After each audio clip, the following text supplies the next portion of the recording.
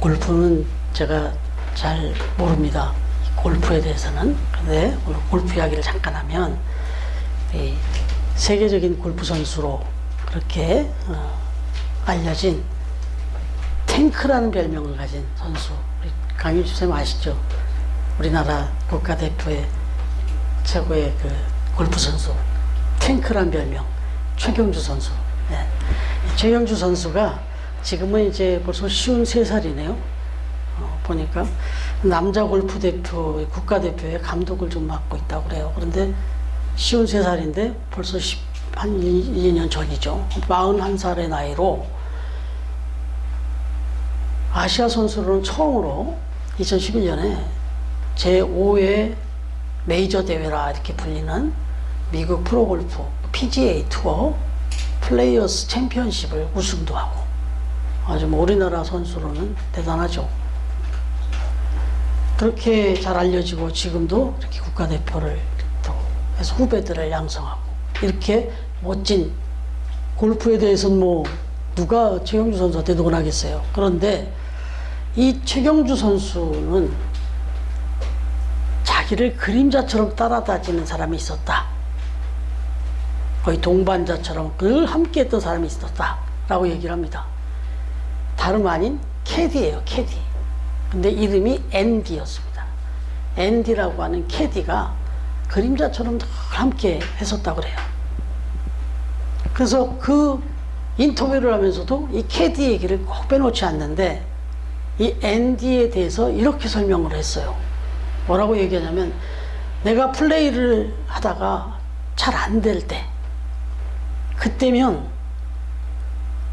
아낌없이 내 곁에서 밝은 미소로 나를 이렇게 격려해 주는 사람이 있었다. 자기가 경기가 제대로 안 풀리고 자기도 모르게 인상이 쓰여지고 마음이 이렇게 떨어질 때 딱 곁에서 자기를 쳐다보면서 환하게 웃어주는 사람이 있었다는 거예요. 그 사람이 바로 앤디라는 거예요. 그리고 지금 플레이가 아주 제대로 풀리지 않아가지고 지금 상태가 안 좋은 상황이더라도 이 캐디는 덜 긍정적이었다는 거예요.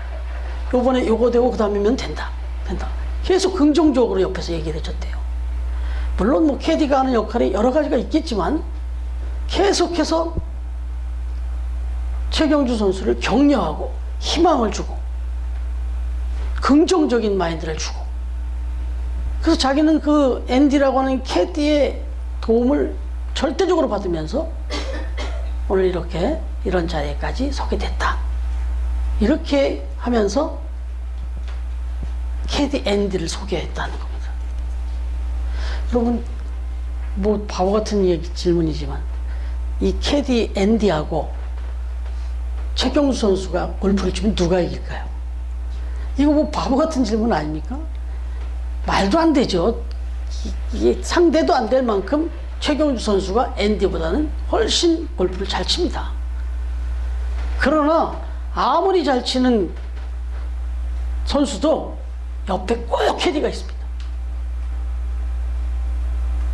타이거 우즈 역시 있습니다.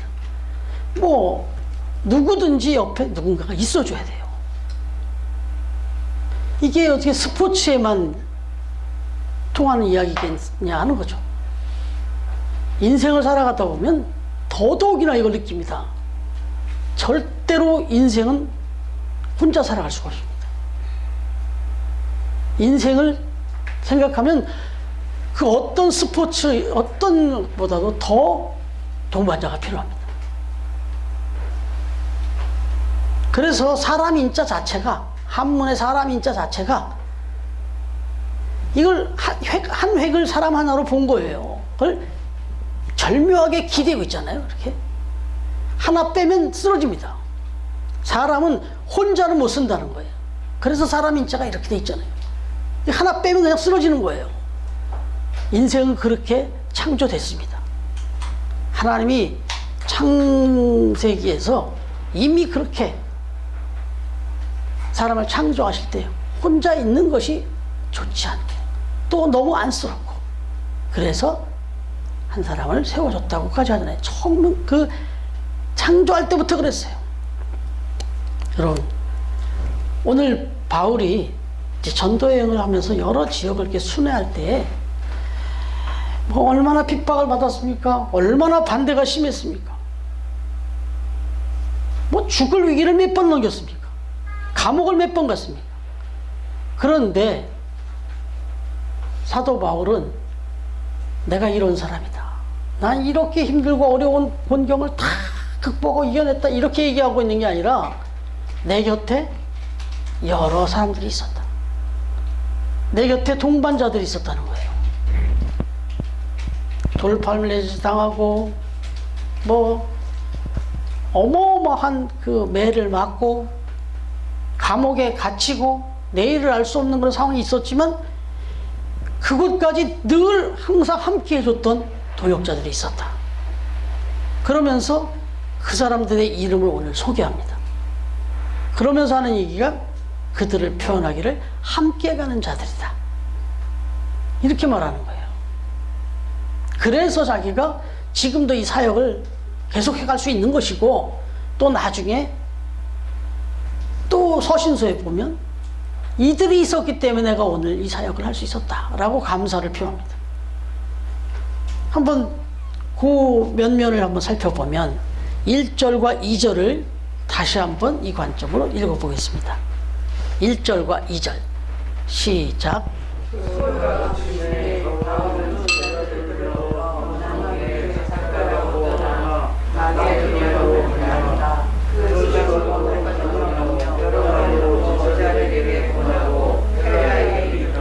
아멘.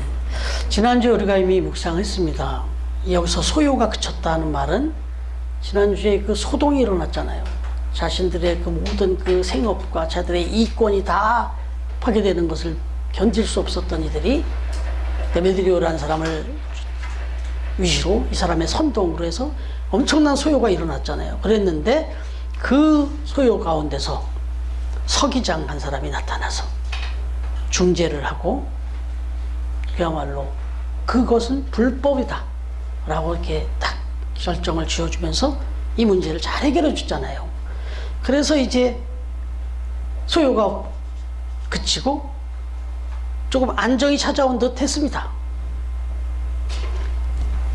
그리스도인들도, 예수 믿는 사람들도 훨씬 더 좀 덜 박해를 받게 되었을지도 모릅니다.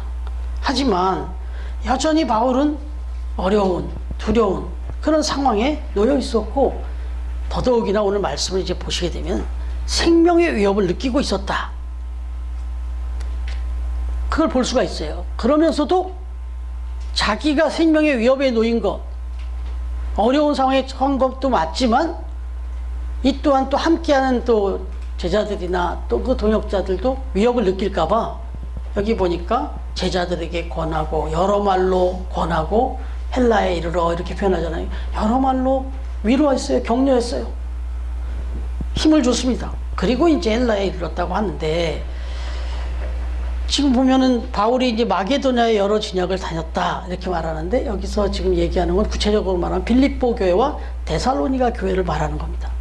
빌립보 지역과 데살로니가 지역을 이렇게 다니면서 이렇게 이제 복음을 전해갔다 하는 상황인데, 3절에 지금 이어서 보니까 뭐라고 써 있냐면, 거기 석 달 동안 있다가 배 타고 수리하러 가고자 할 그때 유대인들이 자기를 해하려고 공모함으로 마게도냐를 거쳐 돌아가기로 작정하니 그랬어요. 이게 이제 또 긴박한 상황이에요. 뭐냐면 이제 석 달 동안을 머물면서 이제 수리하러 이제 넘어가려고 그렇게 이제 또 다음 전도 열정을 찾고 있는데 첩보가 들어왔어요. 그 가는 일정을 이미 이들이 알고 있었다는 거예요. 그리고는 그 일정 중간에 왜곡을 해서 자기가 그 지역으로 떠나갈 때 자기를 붙잡아서 자기를 죽이려고 하는 계획을 다 사놓고 있다는 걸 들었어요. 그래서 푸득이 바로 배 타고 넘어가면 금방 갈 곳인데 마게도냐 쪽으로 해서 삥 돌아서 가야 되는 상황을 이제 맞게 된 겁니다. 바로 갔다가는 그 길목에서 잡아 자기를 죽이려고 딱 작정하고 있는 것을 들었기 때문에 이제 마게도나로 돌아서 이렇게 가야 되는 상황이 되었다는 거예요. 좀 안타까운 상황이 됐습니다. 그럼에도 불구하고 로마서라는 그 위대한 복음서가 이게 이 기간에 석 달 동안을 머물면서 이 부분을 이렇게 또 돌아서 가야 되는 이런 상황이 벌어지는 이 시경에 빨리 어떻게든지 저 복음을 또 로마에도 전하고 싶은 그 갈급한 마음에 로마서를 씁니다. 바로 이 시기에. 그러니까 전진하면 전진하는 대로, 멈추면 멈추는 대로 온통 머릿속에는 복음 전하는 것밖에 없었던 거예요. 그래서 그렇게 로마서도 이 시기에 기록된 걸로 그렇게 알려져 있는데, 결국은 어쨌든 수리하러 이렇게 가려고 했지만 이런 그 어려움을 겪고 결국은 직접 가지 못하고 여기 함께 하려고 했던 일행들을 그들은 먼저 보냅니다. 그들은 먼저 보내고 자기는 돌아갑니다. 하고 보니까 여기서 하나 생각할 것은 참 이게 선한 계획이잖아요. 목숨을 걸고 정말 선한 계획을 지금 세우고 정말 온 힘을 다해서 가보려고 애쓰잖아요. 그런데 이렇게 자꾸 막히고 꼬이고 그런 거 아니에요, 이거?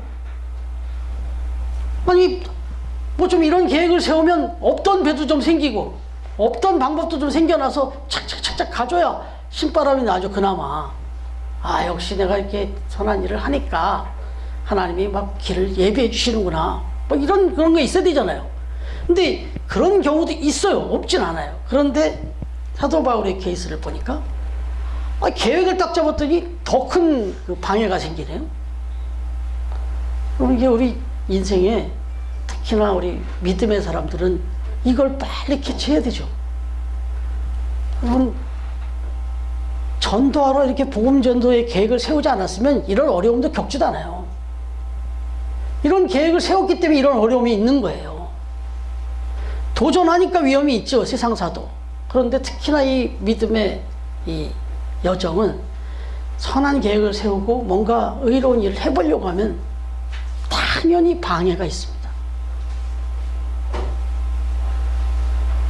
복음 전도에 뭐 전혀 나서지 않고 사도 바울이 그냥 가만히 지냈으면 사탄이 막을 일도 없어요. 그런데 이렇게 일을 진행하니까 그런 괴계가 생기고 그런 악한 그런 그 계획들이 도처에 널리는 거죠. 그런데 이건 신앙생활이 이런 부분이 있다는 걸 이해하셔야 됩니다.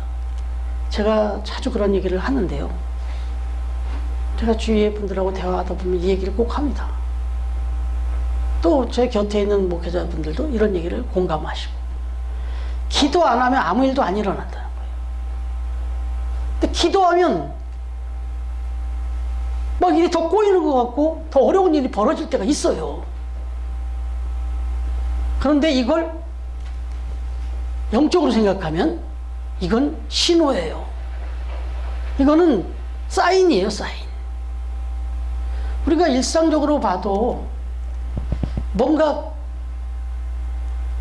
중요한 계획을 세우고 설계를 하고 이제 그 일을 추진하기 시작하면요, 그런 현장에 가보시면 뭔가 그림이 설계도가 나오고요, 그래서 그곳에 이제 그 설계도대로 작업이 시작돼요, 스타트가.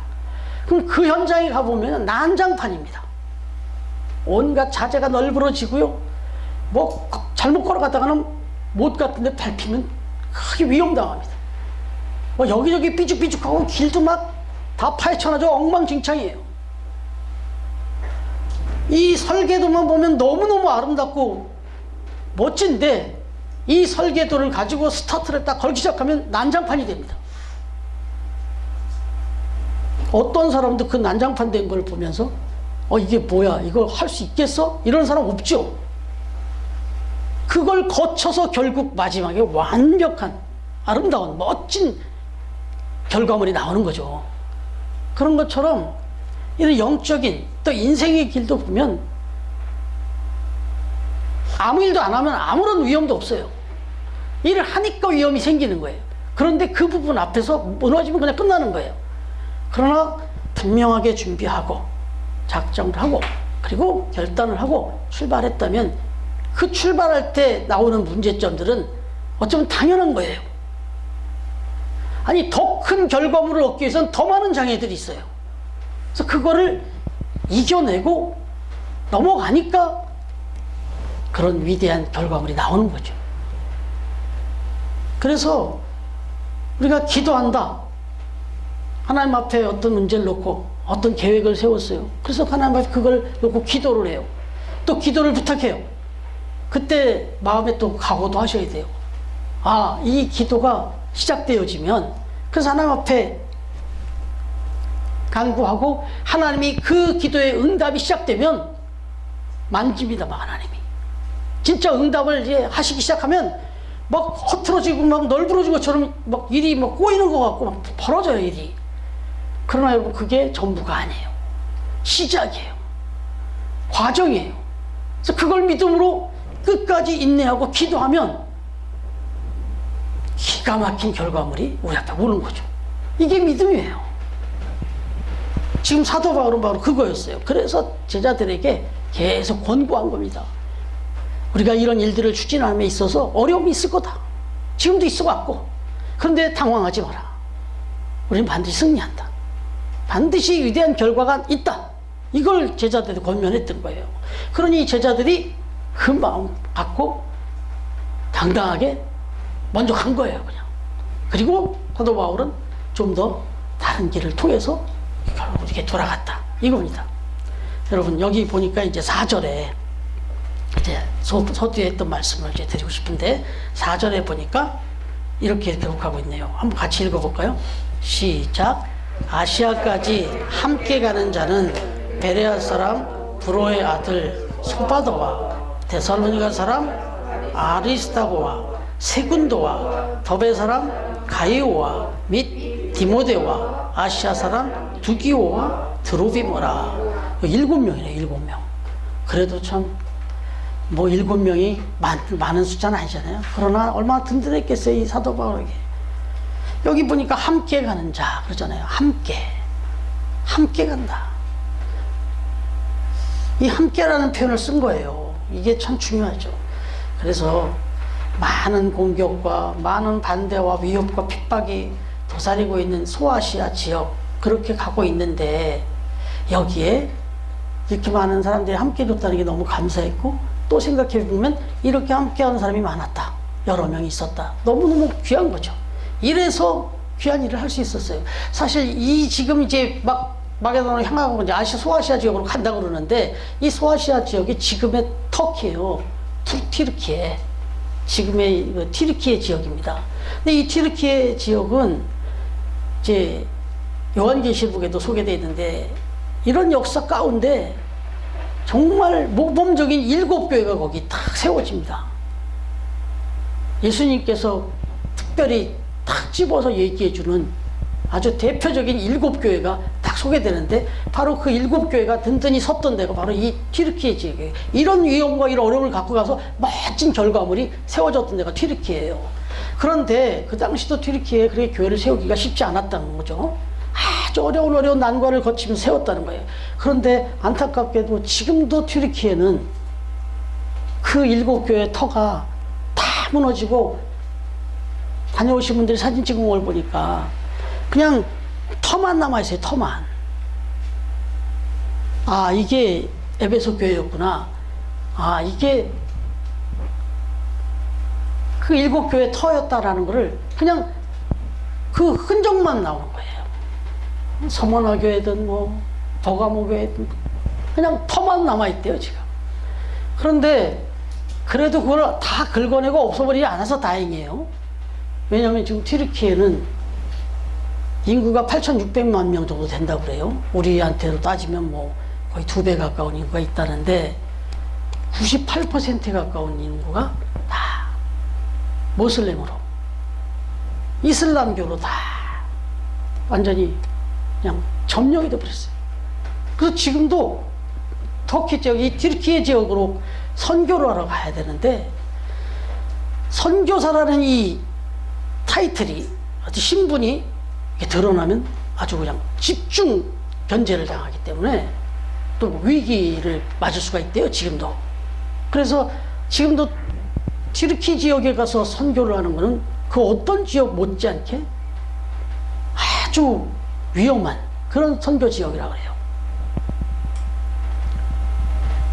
그런 곳에 정말 화약을 품고 불 속으로 뛰어들어가는 같은 그런 일, 그 당시나 지금도 마찬가지겠지만 얼마나 용기가 필요하고 결단이 필요하고 얼마나 힘이 좀 동역자가 필요했겠어요.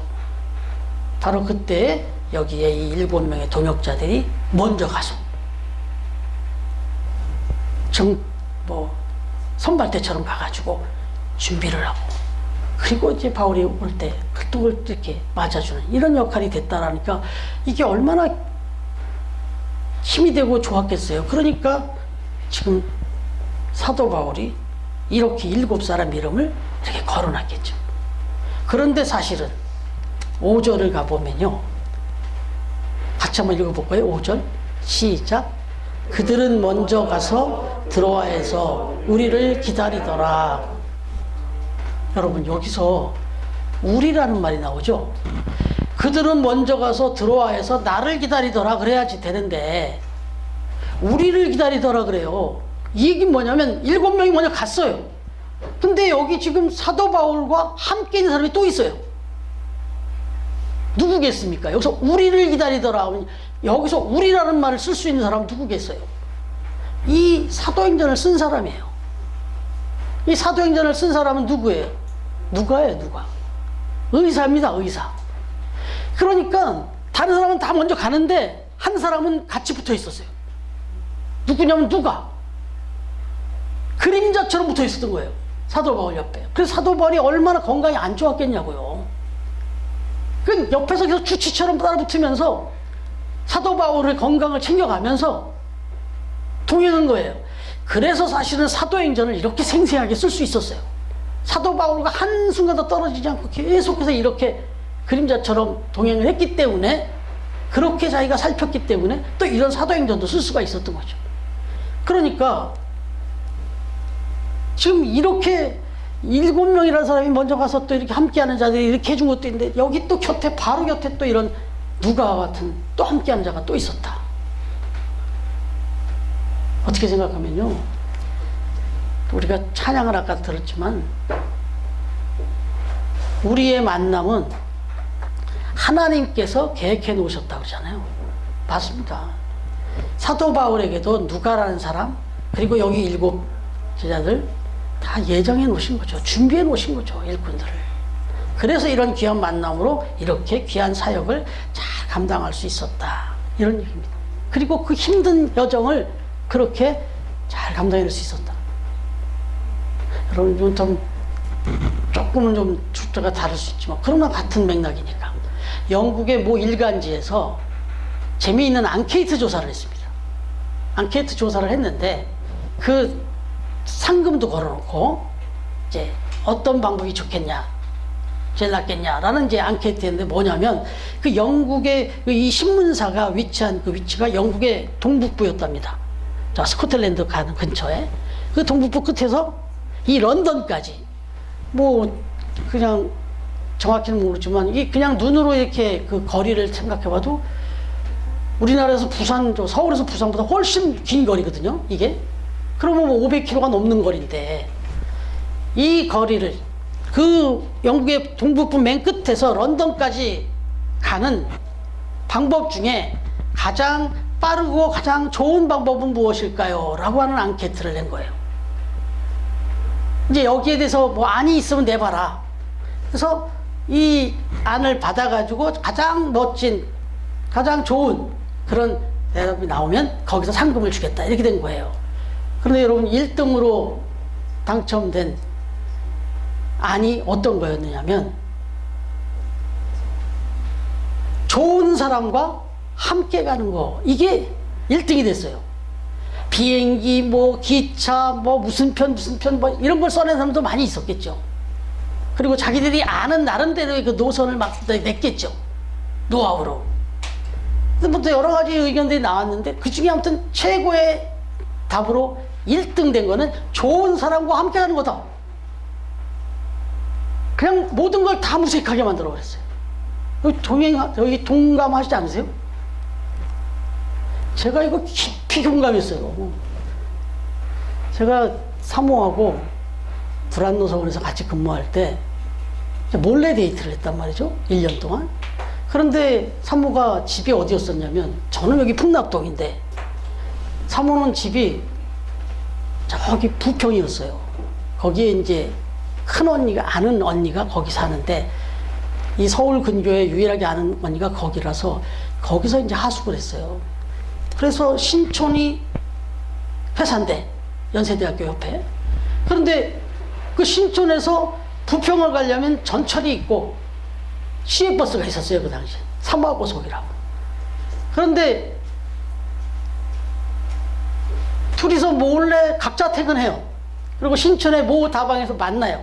그런 다음에 딱 그 다방에 하도 매일같이 그렇게 하니까 그 다방 주인도 알아요. 이제 왔어요? 그러면 저기 있다 그러고, 뭐 이렇게 뭐 쪽지를 다 놔주면, 예, 또 그분 전달해 줄 정도로 그런 다방이 있었는데, 거기서 딱 만나서 차 한잔 마시고 나면 바로 이제 가야 될 거 아니에요, 이제 부평으로. 그러면 데이트비도 아끼고 또 여러 가지가 좋은 방법이 뭐였냐면 삼화고속을 타는 겁니다. 신촌에서 부평까지 이렇게 셔틀처럼 운행하는, 직선으로 운행하는, 직통으로 운행하는 그런 시외버스였는데, 사실 지하철보다 비싸요. 지하철보다 비싼데, 그리고 지하철보다 더 시간도 걸려요. 근데 그걸 탔습니다. 근데 지금도 내가 말씀을 준비하면서 생각했어요. 그때 몇 분 정도 걸렸을까? 생각하니까 생각이 안 나요. 생각나는 건 너무 짧았어요. 네, 그 길이 너무 짧았어요. 뭐 타갖고 와도 금방 내려요. 금방 부평이에요. 여러분, 그런데 결혼을 했어요. 결혼한 후에 제가 계속 불안노선에 근무를 했으니까 그 부평 지역에도 기독교 백화점들이 있고 하니까 제가 거래처들이 있으니까 제가 업무상 출장처럼 이렇게 부평도 가고 인천도 갔어요. 그때는 제 차를 가져갔죠. 이 교회 회사 차를 타고. 어떤 면에서는 버스보다 훨씬 더 빠르잖아요. 그리고 또 훨씬 편하고, 지하철 같은 건 비교도 안 되고. 그런데 그 신촌에서 그 부평까지 가는데 왜 이렇게 길이 멀고 막히고 덥고 짜증나고. 사계절을 다녔다니까요, 저는. 사계절을. 근데 계절도 한 번도 못 느껴봤고, 뭐 교통혼잡이라고 한 번도 못 느껴봤는데, 이건 비교가 안 되더라고요. 그래서 저는 이 정답에 아주 100점을 주죠. 200점을 주죠. 여러분, 그렇습니다. 지금 사도 바울이 이런 귀한 사역을 감당하는데 뭐 1차적으로야 그 엄청난 사명이 없겠죠. 특히나 보이지 않는 그 하나님과의 동행, 주님과의 동행이 있었겠죠. 그런데 오늘 고백하는 내용을 보면 이런 이들이 있었기 때문에, 누가 같이 그런 사람이 있었기 때문에 힘든 걸 힘들 줄 모르고, 위험한 걸 위험한 걸 모르고,